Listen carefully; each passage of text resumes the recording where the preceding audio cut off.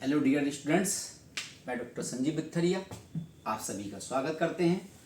प्यारे बच्चों, पिछली बार हमने प्रश्न बैंक 2021-22 की बनाई थी। उसका रिस्पांस आप लोगों के द्वारा बहुत अच्छा दिया गया और अब व्यस्तता के कारण मैं बहुत समय से नहीं बना पा रहा था वीडियो। बार बार बच्चों के फ़ोन आ रहे थे, मैसेज भी आए कि सर इस बार की आपने प्रश्न बैंक को हल वाले वीडियो नहीं बनाए हैं। तो आज हम बच्चों आपके लिए लाए हैं। अब एक श्रृंखला प्रसारित करते हैं आपके लिए। एक इकाई का वीडियो लाएंगे, उसमें हल करेंगे, संपूर्ण हल होगा बच्चों, और कोशिश करेंगे कि सारे क्वेश्चन आंसर मैं बना के लाऊं। फिर भी चूंकि किसी का ही मैंने देखे बहुत ज़्यादा क्वेश्चन आंसर हो रहे हैं, तो उनमें से जो बहुत इंपॉर्टेंट हैं, परीक्षा में आने की जिनकी संभावना है, ऐसे वीडियो को हम साथ में उन प्रश्नों को हम हल करेंगे।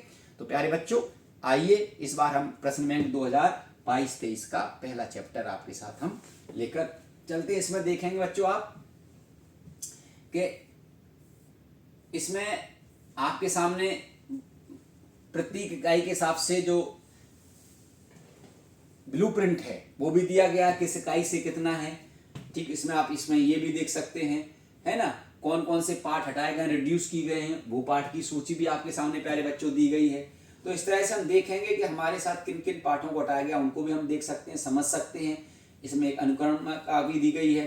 तो हम सबसे पहले आज बच्चों पाठ जो है हमारे पास, उसमें हम सबसे पहले जो पाठ पढ़ेंगे, पहला पाठ है ईंट, मनके तथा अस्थियां वाला पाठ है प्यारे बच्चों। आज हम इसके कुछ बिंदुओं पर यहाँ चर्चा करेंगे जो दिए गए हैं, और फिर हम उनको हल करते हैं मिलके। तो आप पेन कॉपी ले लें बच्चों, और आज शुरुआत करते हैं। इसमें कुल जो प्रश्नों की संख्या है वो कुल बच्चों आएंगे 6 अंक के आएंगे इस पाठ से।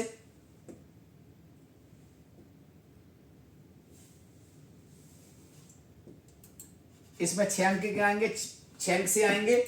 और जो 6 अंक में आने वाले जो प्रश्नों की वो है बच्चों, उसमें टोटल में अगर हम देखें तो एक एक अंक के आएंगे 4।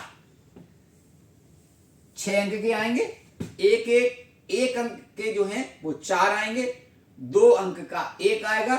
ठीक है ना, तो 2 अंक का 1 होगा, 2 अंक यहां पर, और एक अंक के 4, तो इस तरह से 6 अंक के आएंगे बच्चों। तो इसमें आपके लिए सबसे ज्यादा जो महत्वपूर्ण है प्यारे बच्चों, वो क्या है, एक अंक के क्वेश्चन याद करना है। तो सबसे पहले जो स्मरणीय बिंदु इसमें आपको दिए गए, उन पर हम थोड़ी थोड़ी चर्चा करते हुए चलेंगे बच्चों। सबसे पहले प्राचीन भारत की पहली सभ्यता हड़प्पा सभ्यता है। इसके पर भी हमने बच्चों प्यारे एक वीडियो बना के आपके सामने रखा है। हड़प्पा सभ्यता के ऊपर पूरा एक वीडियो बनाया गया है, उसमें आप बहुत अच्छे से उनको देख सकते हैं। पिछले साल यानी 21-22 के प्रश्न बैंक का भी संपूर्ण हल है, उसकी भी सहायता से आप अपनी तैयारी कर सकते हैं। इस वर्ष की बच्चों आपके सामने बनाई जा रही है, तो आपके साथ बहुत सारा मटेरियल उपलब्ध है। उन सारे मटेरियलों से अभी भी आप बहुत अच्छे से अपनी तैयारी कर सकते हैं। भारत की सबसे प्राचीन सभ्यता हड़प्पा सभ्यता है। यह एक नगरीय सभ्यता थी बच्चों। इस सभ्यता को भारत, पाकिस्तान, अफगानिस्तान 3 देशों में इसके हमें साक्ष्य मिलते हैं। और इस सभ्यता का जो सबसे बड़ा जो अनूठा जो विश्व की देन कहें, तो इस सभ्यता की जल निकासी बच्चों रही है। आओ हम आगे देखते हैं। विश्व की भारत की पहली सभ्यता है, तो प्रश्न आ सकता है, आप उसको हल कर सकते हैं। यह संस्कृति पहली बार हड़प्पा नामक स्थान पर खोजी गई थी, इसीलिए इसी नाम पर इस संस्कृति का नाम रखा गया। सबसे पहले स्थल हड़प्पा सभ्यता था बच्चों। तो लोगों ने सोचा ये सभ्यता बहुत छोटी है और सिंधु नदी के किनारे किनारे किनारे बहने वाले क्षेत्रों में ये रही होगी, इसलिए इसका नाम सिंधु घाटी सभ्यता रख दिया। लेकिन बाद में सभ्यता का जब फैलाव हुआ, 3 देशों तक फैली, भारत के गुजरात, राजस्थान, अभी मैं आपको यहाँ एक इसका वो बना के दिखाता हूं इसकी कि कहाँ इस सभ्यता का प्रसार हुआ, सबसे इसकी सीमाएं क्या रही। तो आप सीमाएं अगर हम देखें बच्चों इसकी, तो जो सीमाएं अगर हम होती हैं, तो ये सीमा होती है, ये उत्तर है, ये दक्षिण है, ये पश्चिम है, और ये पूर्व है। उत्तर में जम्मू कश्मीर का क्षेत्र है बच्चों, मान डगाल आपके बुक में आएगा। दक्षिण में महाराष्ट्र में दायमाबाद है, देमाबाद कहीं मिलता है, दायमाबाद है। दक्षिण में पंजाब, पाकिस्तान के सुतका गेंडोर को बोलते हैं, इसका अंतिम बिंदु सुतका गेंडोर। और यहां पूरब में अगर बात करें तो पूरब में उत्तर प्रदेश के मेरठ में आलमगीरपुर, लिख लो आप, आलमगीरपुर लिख लेना आप, आलमगीरपुर हिंडन नदी किनारे, ये इसकी सीमा हो गई। 12,99,000 वर्ग क्षेत्रफल से अधिक फैली हुई, आजकल तो संभावना इसकी 12 लाख से क्या 15 लाख क्षेत्रफल वर्ग किलोमीटर में फैलने की पूरी संभावना बताई जा रही है। नए नए क्षेत्रफल, नए नए क्षेत्रों का बच्चों खोज चल रहा है। सभ्यता को सिंधु घाटी सभ्यता भी कहा जाता है, जो आपको बता चुके, चूंकि पहले इसको सिंधु घाटी सभ्यता कहते थे, बाद में विद्वानों ने कहा ये तो सिंधु क्षेत्र से कहीं आगे निकल गई है। तो बाद में पुरातत्व के नियम के अनुसार जो पहला स्थल होता है उसके ही नाम पर खोजी गई सभ्यता का नाम रख दिया जाता है। तो पहला स्थल बच्चों हड़प्पा था, इसके आधार पर इसको हड़प्पा सभ्यता कहा जाने लगा। इस सभ्यता का विस्तार 12,99,000 जो मैंने कहा निर्धारित किया गया, जो अब 15 से 20 लाख वर्ग किलोमीटर के आसपास संभावित है, क्योंकि नए इसके स्थल खोजे जा रहे हैं। सिंधु सभ्यता के लिए सुझाया गया अन्य नाम को कोई भी सिंधु सरस्वती संस्कृति कहते हैं या हड़प्पा सभ्यता कहते हैं। सिंधु लिपि पढ़ने का प्रथम प्रयास 1925 में वेंडेल ने किया था, लेकिन वो पढ़ नहीं पाए। इसके बाद में नवीनतम प्रयास नटवर झा के द्वारा, धनपत सिंह जी के द्वारा, धान्या के द्वारा किया गया, परंतु बच्चों दुर्भाग्यवश अभी भी इस सभ्यता की लिपि को हम नहीं पढ़ पाए। उसका एक बहुत बड़ा कारण है कि इसकी जो लिपि के अक्षर हैं वो भावात्मक हैं, यानी ये चित्रात्मक लिपि है, इसको पढ़ने में इसलिए बच्चों बहुत दिक्कत आ रही है। सिंधी लिपि भावात्मक है, जो मैंने आपको कहा, और चित्रों के माध्यम से भावों को व्यक्त करना है इस लिपि में। हड़प्पा सभ्यता सिंधु घाटी सभ्यता की सबसे प्राचीन जो विशेषताएं वो है मोहरे हैं। हड़प्पाई मोहरों का निर्माण सेल खड़ी से, बहुत इंपॉर्टेंट है, सेल खड़ी नामक पत्थर से किया जाता था। हड़प्पा सभ्यता एक नगरीय सभ्यता थी, जो हम अपने आपके वीडियो में भी समझा चुके हैं। नगरीय सभ्यता ग्रामीण सभ्यता में क्या अंतर है? जो व्यवसाय करते हैं अधिकतम आबादी का हिस्सा पॉपुलेशन का, तो वो फिर नगरीय सभ्यता कहलाती। तो ये व्यवसाय प्रधान थी सभ्यता। हड़प्पा सभ्यता मिस्र तथा मेसोपोटामिया के समकालीन रही बच्चों।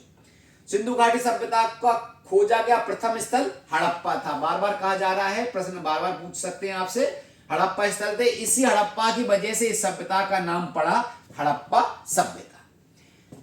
हड़प्पा वासियों का मुख्य व्यवसाय कृषि था। हड़प्पा काल में बर्तन पत्थर तथा धातु मिट्टी के बनाए जाते थे। पत्थर के बनते थे, धातु के बनते थे, मिट्टी के बनते थे। हड़प्पा सभ्यता में बलुआ पत्थर से बनी अवतल चक्कियां भी मिली हैं। परीक्षा में पूछ सकते हैं कि अवतल चक्कियां किसकी बनी हुई थी, तो बलुआ पत्थर की मिली है। अवतल चक्कियां कहां से प्राप्त हुई हैं? हड़प्पा सभ्यता से प्राप्त हुई हैं। हड़प्पा सभ्यता का सबसे महत्वपूर्ण शहर मोहनजोदड़ो है बच्चों, ठीक है। मोहनजोदड़ो, हड़प्पा सभ्यता की 3 राजधानियां बच्चों बताई जाती हैं, बताता चलूं आपको। हड़प्पा, मोहनजोदड़ो और गुजरात में लोथल बच्चों, ये बड़े विकसित शहर रहे। हड़प्पा सभ्यता का काल निर्धारण लगभग 2600 ईसा पूर्व से 1900 ईसा पूर्व के बीच में माना गया है। 2600 ईसा पूर्व में ईसा मसीह के जन्म से 2600 साल पहले, क्योंकि ईसा पूर्व इसलिए बार बार आता है कि वर्तमान में प्रचलन में कैलेंडर है वो ग्रेगोरियन कैलेंडर है। तो ग्रेगोरियन महोदय ने कैलेंडर की शुरुआत ईसा मसीह के जन्म से की, तो ईसा मसीह के जन्म से पहले भी सभ्यता रही होगी, तो उस सभ्यता की कालगणना ईसा पूर्व के रूप में की जाती है और वो घटते क्रम में आती है। इसलिए देखो आप वो 2600 से 1900 कह रहे हैं, अगर अपन ईस्वी में बात करेंगे तो वो 1900 से 2600 हो जाती है। ठीक बच्चों, आओ। सिंधु घाटी सभ्यता के स्थल मोहनजोदड़ो से एक विशाल स्नानागार प्राप्त हुआ है। आपसे बहुत सारे प्रश्न बनते हैं, पूछ लिए जाते हैं कि किस स्थल से कौन सी चीजें मिली हैं। विशाल स्नानागार कहाँ से मिली है, नर्तकी की मूर्ति कहाँ से मिली है, जुते हुए खेत कहाँ से मिले हुए हैं, डॉक की आड़ानी बंदरगाह कहाँ से मिले हैं, ये सारी चीज़ें भी बच्चों आपको एक जगह नोट बना के लिखनी पड़ेंगी। प्लस हड़प्पा सभ्यता हड़प्पा को किसने खोजा, मोहनजोदड़ो को किसने खोजा, इस प्रकार की भी खोजकर्ता कौन थे, इस प्रकार के भी क्वेश्चन बच्चों बनते हैं। तो कृपया करके आप इनको देखते चलें। हड़प्पा सभ्यता के महत्वपूर्ण स्थल सोरतुघई, वेरी इंपॉर्टेंट प्यारे बच्चों, जो अफगानिस्तान में है। यहां से सिंचाई के लिए नहरों के अवशेष प्राप्त हुए हैं। आप सोचो कितने डेवलप्ड लोग थे कि ये उस समय प्राचीन काल में नहरों का भी उपयोग करना जानते थे।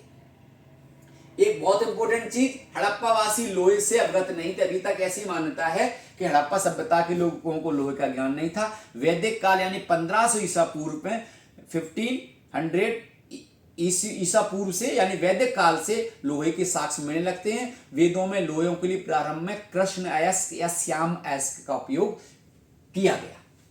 हड़प्पा सभ्यता के स्थल कालीबंगा जो राजस्थान में है, जुते हुए खेत के साक्ष्य मिले। मैंने आपसे कहा कि इनको लिखते चलो एक एक जगह, तभी आप इसको याद कर पाएंगे। हड़प्पा वासी खेत जोतने के लिए बैलों का उपयोग करते थे। ऐसा हमें कैसे कहने को मिल रहा है, ऐसे बैलगाड़ी के साक्ष्य वहां पर हमें प्राप्त हुए हैं, मिट्टी की बनी हुई प्राप्त हुई है। हड़प्पा सभ्यता के नवीनतम स्थल धौलीवीरा जो गुजरात में स्थित है, जलाशयों का प्रयोग संभवतः कृषि के लिए किया जाता था। यानी नहर का भी ज्ञान था उनको और जलाशयों में पानी एकत्रित करने, तालाबों में पानी एकत्रित करके उसका सिंचाई के लिए भी उपयोग करना वो लोग बच्चों जानते थे। भारतीय पुरातात्विक सर्वेक्षण के पहले डायरेक्टर अलेक्जेंडर कनिंघम हैं। ये पर बहुत क्वेश्चन आता है। अलेक्जेंडर कनिंघम कौन थे? भारतीय पुरातत्व सर्वेक्षण के पहले डायरेक्टर थे, जिन्हें भारतीय पुरातत्व का जनक भी कहा जाता है, फादर भी कहा जाता है। हड़प्पा शहरों की सबसे अनूठी विशेषता जल निकासी, जिसके बारे में आपको बता चुके, वो भी कैसी थी? भूमिगत, जमीन के अंदर भूमिगत जल प्रणाली थी बच्चों। सड़कों तथा गलियों के लगभग एक ग्रिड पद्धति बनाया गया था। अपने वीडियो में हम आपको बता चुके हैं कि ये समकोण काटती थी, चौराहों का सिस्टम था। तो बड़ा एक उन्नत डेवलप कल्चर इन लोगों का था बच्चों। हड़प्पा में प्राप्त कुओं की संख्या 700 थी। हड़प्पा स्थलों से शवाधानों में आमतौर पर मृतकों को गर्तों में यानी गड्ढों में दफनाया जाता था। हड़प्पा सभ्यता से तीनों प्रकार की हमें मिलती हैं शवाधान की प्रक्रिया। एक तो गड्ढों में गाड़ देने का, नंबर 2 जलाने का, तीसरा खुले में छोड़ देने का। कुछ कब्रों में मृतभांड तथा आभूषण मिले जो संभवतः एक ऐसी मान्यता की ओर संकेत करते हैं कि इन वस्तुओं का मरणोपरांत प्रयोग किया जाता था। उनकी ऐसी मान्यता था, उनकी प्रिय वस्तुएं होती थी व्यक्ति की, उन वस्तुओं को उनके साथ गाड़ दिया जाता था, जिनको बाद में हम दफनाना शब्द कहते हैं, वो कर दिया जाता था। वो शायद वो ऊपर अपने साथ इनका उपयोग कर सकेंगे, ऐसी एक मान्यता रही होगी। पुरुषों में महिलाओं दोनों के शवाधानों में आभूषण मिले हैं। आभूषण से दफनाया जाता था, गाड़ा जाता था उनको। हड़प्पा सभ्यता के खेतड़ी क्षेत्र में मिले साक्ष्यों को गणेश्वर, ये भी बहुत इंपॉर्टेंट है, संस्कृति का नाम दिया गया। खेतड़ी राजस्थान में तांबा वहां से मिलता था, वो बहुत इंपॉर्टेंट है। मेसोपोटामिया के कई लेख मेलुआ को नाविकों का देश कहते हैं। मेसोपोटामिया वाले सिंधु घाटी सभ्यता को, हड़प्पा सभ्यता को मेलुआ के नाम से जानते थे, मेलुआ। ठीक, हड़प्पा सभ्यता की लिपि बार बार मैं बता चुका, चित्रात्मक थी। 26 चिन्ह थे प्यारे बच्चों उसमें, 26। हड़प्पा सभ्यता की लिपि दाएं से बाईं ओर लिखी जाती थी। कृपया करके इसको लिख लें, बहुत इंपॉर्टेंट है। हड़प्पा सभ्यता की लिपि दाईं से बाईं की ओर लिखी जाती थी। हड़प्पा वासी विनिमय बांट का सूक्ष्म परिशुद्धि प्रणाली का प्रयोग करते थे। विनिमय में लेन देन का काम करते थे बांटों से तोलकर। हड़प्पा वासियों के बांट चर्ट नामक पत्थर से बनाए जाते थे। हड़प्पा की एक पत्थर की मूर्ति को पुरोहित राजा की संज्ञा दी गई थी और यह नाम आज भी प्रचलित है, पुरोहित राजा। 1924 में भारतीय पुरातत्व सर्वेक्षण के डायरेक्टर जनरल जॉन मार्शल ने पूरे विश्व के समक्ष सिंधु घाटी सभ्यता की खोज की घोषणा की थी 24 में। अब हम इन प्रश्नों को बच्चों हल करते हैं। जैसे कि हम इसमें आए देख के आए तो बहुत सारे आंसर बच्चे आपको यही मिलने वाले हैं। हड़प्पा सभ्यता की सबसे विशिष्ट पुरावस्तु क्या थी? आभूषण हमें देखने को मिलते हैं बच्चों, मृदभांड भी देखने को मिलते हैं, मोहरें भी हैं और उपयुक्त में से कोई नहीं। तो उसमें ये लिखा था मिले तो सब हैं, लेकिन सबसे इंपॉर्टेंट क्या थी? मोहरें थी, जो हम आपको यहां बता के आए थे शुरुआत में ही कि क्या थी, मोहरें थी। तो सबसे इंपॉर्टेंट इसमें ये देखो मोहरें। हड़प्पा सभ्यता या सिंधु घाटी सभ्यता की विशेष प्राचीन वस्तुएं मोहरें हैं। तो इसमें प्यारे बच्चों आप मोहरें लिख लेना।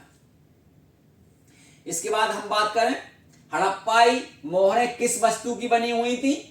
लोहे की, मिट्टी की, सैलकड़ी के पत्थर की, उपयुक्त की सभी। तो हम आपको पहले वो ऊपर पढ़ा के आए, लोहे का ज्ञान उनको था नहीं, मिट्टी की बनी नहीं थी, तो सैलकड़ी के पत्थर की बनी हुई थी। सिंधु घाटी सभ्यता के किस स्थल से जुते हुए खेत के साक्ष्य प्राप्त होते हैं? कालीबंगा से प्राप्त होते हैं। ठीक, सोर्तगोई से बच्चों क्या मिला, अभी आपको बताया था मैंने, नहर मिली है। और रोपड़ से क्या मिला है, साक्ष्य मिले हैं आभूषणों के बनाने के कारखाने के। निम्न में से किस स्थल से सिंधु घाटी सभ्यता के अवशेष प्राप्त नहीं होते? अफगानिस्तान से प्राप्त होते हैं, चोलिस्तान से प्राप्त होते हैं, जम्मू से प्राप्त होते हैं, केरल से बच्चों प्राप्त नहीं होते। जम्मू का मैंने बताया था मांडा क्षेत्र है। भारतीय पुरातत्व सर्वेक्षण के जनक कौन थे? अलेक्जेंडर कनिंघम, जिनके बारे में मैं बता चुका। और जॉन मॉर्सल ने 1924 में विश्व के सामने इंडस वैली हड़प्पा सभ्यता की खोज की घोषणा बच्चों की थी। भारत में लिंग पूजा के साक्ष्य किस काल से प्रारंभ हुए? तो हड़प्पा काल से ही से लिंग पूजा के साक्ष्य मिलते हैं। 2 मिनट के लिए आप हम समझा दें आपको। वैदिक हड़प्पा सभ्यता के धार्मिक मान्यता के विषय में हमें कोई एक बहुत बड़ा लिखित साक्ष्य तो नहीं मिलता है, लेकिन जो खुदाई में प्राप्त अवशेषों के आधार पर अनुमान लगाया है कि हड़प्पा सभ्यता में कोई मंदिर जैसा कोई भी हमें आकार का धार्मिक स्थल प्राप्त नहीं हुआ, लेकिन वो लोग मूर्तियों के रूप में जो पूजा करते थे उसके आधार पर पता लगाया गया कि वो पुरुष रूप पिता की पूजा करते थे, देवता की पूजा करते थे, जिसकी साम्यता पाशुपतनाथ जी से की है। मातृ देवी की पूजा करते थे, पशु पूजा करते थे, कुबड़ वाला बैल की पूजा करते थे और लिंग पूजा करते थे। तो भगवान शंकर की आज भी लिंग रूप में ही बच्चों पूजा होती है। तो इससे बड़ी सरलता से हम इस साम्यता बैठा पाए हैं। ठीक, अब हड़प्पा लिपि कहां से लिखी गई? बाएं से दाएं कि दाएं से बाएं? अभी हम देखो यहां निशान लगा के आ गए थे। अगर आपको अभी याद करो तब तक मैं ढूंढ के ला रहा हूं आपके लिए, याद करो। हड़प्पा सभ्यता की लिपि दाएं से बाएं की ओर लिखी जाती थी, तो दाएं से कहां? बाएं की ओर, ये वाला हो जाएगा सही। इसलिए मैं कह रहा था आप कॉपी पेन ले लो, अच्छे से लिख पाओगे। सिंधु घाटी सभ्यता के पतन का मुख्य कारण क्या था? बाढ़, नदियों का सूखना, जलवायु परिवर्तन, उपयुक्त सभी है। क्योंकि किसी एक कारण को सिंधु घाटी सभ्यता के पतन का कारण नहीं माना जा सका, इसलिए बच्चों इसमें अलग अलग विद्वानों ने अपने अलग अलग मत दिए हैं, जिसको सभी को आंशिक सही माना गया। हड़प्पा सभ्यता का काल, ये भी हम ऊपर पढ़ के आए थे, 2600 से 1900 ईसा पूर्व। सिंधु घाटी सभ्यता का पूजनीय पशु क्या था? बैल, कुबड़ वाला बैल। अगर इसको आप तुलनात्मक अध्ययन करेंगे, वैदिक काल में पूजनीय पशु गाय थी, हड़प्पा सभ्यता में बैल था। बहुतायत मात्रा में मातृ देवी की पूजा होती थी। अब रिक्त स्थानों की पूर्ति करेंगे। हड़प्पा की खोज किस सन में की गई? 1924 लिख रहे हैं, अभी नीचे आपको बताया गया। जॉन मार्शल ने घोषणा पूरे विश्व के सामने की। वैसे तो 1920-21 में ही राखलदास बनर्जी, दयाराम साहनी द्वारा खोज की गई थी, लेकिन विश्व के सामने जब खोज लिया गया तो ये घोषणा की गई। नामक हड़प्पा स्थल से नहरों के साक्ष्य मिलते हैं। तो अभी हमने आपको लिखाए थे सोर्तगोई या शेरतगोई, जो हमने यहाँ पे लिखा है ना, ये इधर कौन बात कर रहे थे ना अभी, शेरतगोई है ना, शेरतगोई यहाँ कहीं अपन हम आपको पढ़ा रहे थे, अभी बताता हूं आपको। ये सोर्तुगई, ये लिख लेंगे आप, यहां से नहरों के साक्ष्य मिले हैं। सोर्तुगई से सोर्तुगई आ जाएगा इसमें, सोर्तुगई लिख लेना आप। मोहनजोदड़ो का शाब्दिक अर्थ क्या होता है? मृतकों का टीला, मृतकों का टीला। और यहां हो जाएगा सोर्त घई मिलता है, कहीं कहीं पर घई भी मिलता है। ठीक, सिंधु घाटी सभ्यता का सबसे पहले खोजा गया स्थल, बार बार आपको दोहरा के आ रहा हूं, हड़प्पा। घिसी हुई रेत तथा बालू रंग चिपचिपा पदार्थ को मिश्रण को पकाकर बनाया गया था, उसको कहते हैं फायांस। ये बहुत इंपॉर्टेंट है, पिछली साल भी बहुत बार पूछा गया था, फायांस। पुरातत्वविदों ने गणेश्वर जोधपुर संस्कृति का नाम हम यहां आपको ऊपर पढ़ा के गए थे।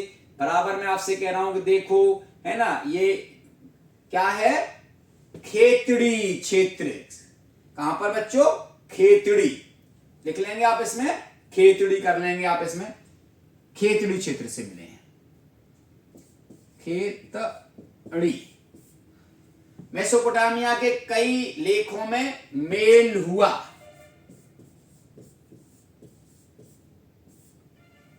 कई पुरातत्वविदों का मानना है कि हाजी पक्षी मोर का व्यापार होता था इंडस वैली से और मेसोपोटामिया तक बच्चों। हड़प्पा सभ्यता का सबसे लंबा अभिलेख में कितने अंक मिले हैं? यहां देखो, मैं आपसे बराबर बात करके जा रहा हूं, ये लिख लो आप। इसलिए मैं इनको सबको बार बार कर रहा हूं कि आप जिससे कि देख सकें। 26 चिन्ह आपकी बुक में ही दिया गया बच्चों, अगर आप देख लेंगे तो आपको इसके आंसर यही मिल जाएंगे। 26 सिंधु घाटी सभ्यता में सड़कों तथा नालियों को एक ग्रिड, ये हो गया। अब सिंधु सभ्यता की लिपि वर्णमाला समान थी? नहीं थी। हड़प्पा सभ्यता में बांट के चट बनाए जाते थे? सत्य है। सिंधु घाटी सभ्यता में सड़कें तथा नालियां एक दूसरे को समकोण काटती थी? सत्य है। मोहनजोदड़ो से कुओं की संख्या 700 मिली है। मोहनजोदड़ो शहर से नहीं मिली है, ये लिख रहा है ना, देखो इधर।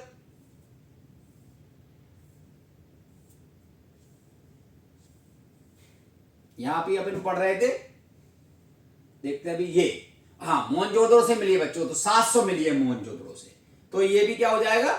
सत्य हो जाएगा, 700। भारतीय पुरातत्व सर्वेक्षण का जनक दयाराम साहनी कहा जाता है? नहीं, अलेक्जेंडर कनिंघम। सिंधु घाटी सभ्यता एक नगरीय सभ्यता थी? ये भी सत्य है। अब आ जाओ अगला। हड़प्पा सभ्यता के निवासी मृतकों के साथ बहुमूल्य वस्तुएं दफनाते थे, रखते थे? बिल्कुल सही बात है। मोहनजोदड़ो में एक विशाल स्नानागार प्राप्त हुआ? ये भी सत्य है। मोहनजोदड़ो से बहुत विशाल एक स्नानागार प्राप्त हुआ, नहाने वाला। हड़प्पा सभ्यता से प्राप्त पत्थरों को, मूर्तियों की पुरोहित की संख्या, राजा पुरोहित की संख्या दी गई? ये भी सत्य बात है। हड़प्पा सभ्यता के पतन का एक कारण जलवायु परिवर्तन है? ये भी बच्चों सत्य है। अब आ जाता है आपका सही जोड़ियां। वैसे तो मेरा सही जोड़ियां बनाने का मन नहीं कर रहा है, क्योंकि इतनी सरलता से आप इनको बना सकते हैं, तो लेकिन फिर भी आपको ऐसा लग रहा हो कि भैया सर को नहीं बनवाना, तो इसमें से कुछ को ही मैं बनवाऊंगा। कालीबंगा से क्या प्राप्त हुआ? हमने बताया था, कालीबंगा से जुता हुआ खेत प्राप्त हुआ है। कहां से है? ये राजस्थान में आपके सामने रखा हुआ है। सोरतगोई क्या है? नहरें मैंने बताया था, साक्ष्य मिले थे। कहां से प्राप्त हुए? अफगानिस्तान। तो ये दूसरा यहां हो जाएगा। देखो बच्चों, अपने आप आपको मिल रहा है, इसलिए मैं कह रहा हूं कितने सरल हैं। अलेक्जेंडर कनिंघम कौन थे? पुरातत्व के जनक थे, तो ये क्या आ जाएगा? यहां आ जाएगा। ये 5 और 2 7वां हो जाएगा। धौलावीरा क्या था? नवीनतम था, मैंने बताया था, इसमें कहीं दिया गया होगा। सिंधु घाटी सभ्यता का नवीनतम स्थल, ये कौन सा हो जाएगा? 10वां हो जाएगा प्यारे बच्चों। रोपड़ कहां पर है? हरियाणा में है, तो ये बच्चों 9वां हो जाएगा आपका। ठीक। जॉन मार्शल ने क्या किया? पुरातत्व सर्वेक्षण के डायरेक्टर थे, 1924 इन्होंने घोषणा की थी, तो कितना हो जाएगा? ये 8वां हो जाएगा बच्चों। देखो कितना मैं कह रहा था, कितना सरल है, आसानी सब हो जाएंगे। ठीक। अब क्या बचा? गुजरात बचा आपका, दयाराम साहनी बचे, पंजाब बचा।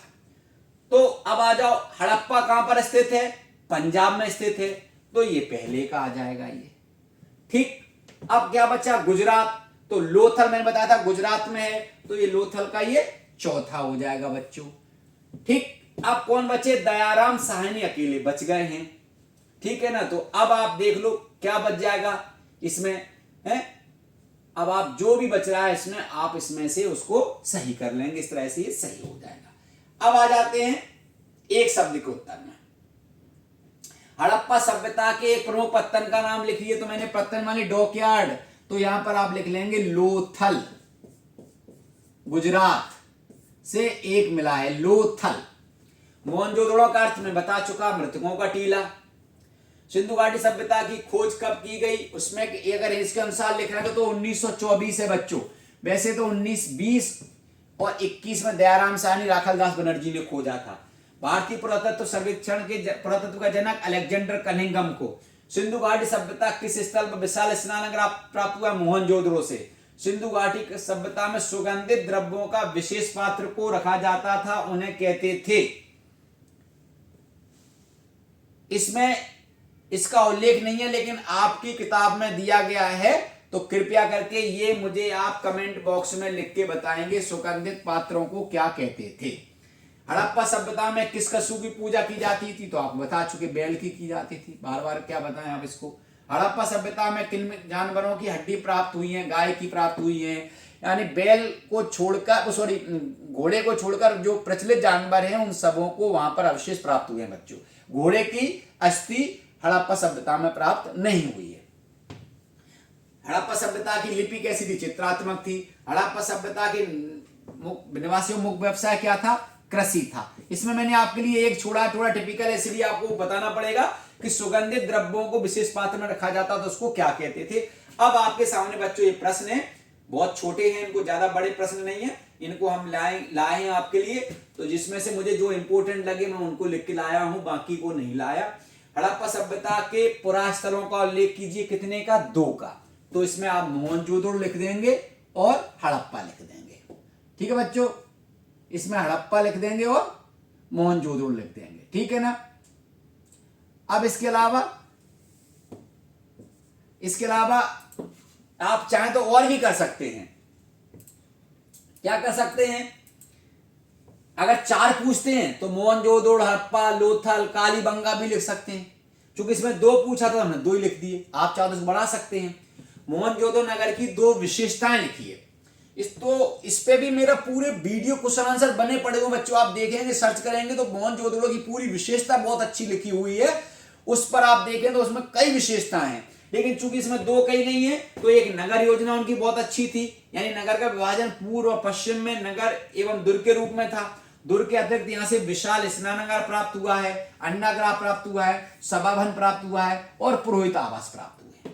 अगर नियोजित सड़क एवं जल निकास की बात करें तो सड़कें पूर्व से पश्चिम और उत्तर से दक्षिण की ओर जाती हुई एक दूसरे को समकोण काटती थी। इस नगर से भूमिगत नाली भी प्राप्त हुई है। चाहे तो आप, ये तीसरा पॉइंट हो सकता है आपका, भूमिगत नालियां। अब प्रश्न है, सिंधु घाटी सभ्यता के संदर्भ में बाट से क्या अभिप्राय है? हड़प्पा सभ्यता में मिले वजन नापने के मात्रकों को बाट कहा जाता था। ये सामान्यतः चूना पत्थर के बने होते थे तथा गोलाकार होते थे। अलेक्जेंडर कनिंघम कौन थे? ये बहुत बार बार आ रहा है बच्चों। तो अलेक्जेंडर कनिंघम को भारतीय पुरातत्व सर्वेक्षण का पिता के रूप में जाना जाता है। वह बंगाल में इंजीनियर के साथ साथ ब्रिटिश सैनिक भी थे। ठीक बच्चों। फायांस, जो आपको वो बता चुका था, फायांस घिसी हुई रेत या बालू, रंग और चिपचिपे पदार्थ के मिश्रण को मिलाकर पकाकर निर्मित होते थे। ये हड़प्पा सभ्यता से प्राप्त हुए। ये विलसता की श्रेणी में बच्चों आते थे। जॉन मार्शल, ये भी बहुत इंपॉर्टेंट है। जॉन मार्शल भारतीय पुरातत्व सर्वेक्षण विभाग के महानिदेशक थे। 1921 में इन्हीं के निर्देशन में, देखो मैंने कहा था 1920-21 के निर्देशन में दयाराम साहनी द्वारा हड़प्पा का उत्खनन कार्य कराया गया।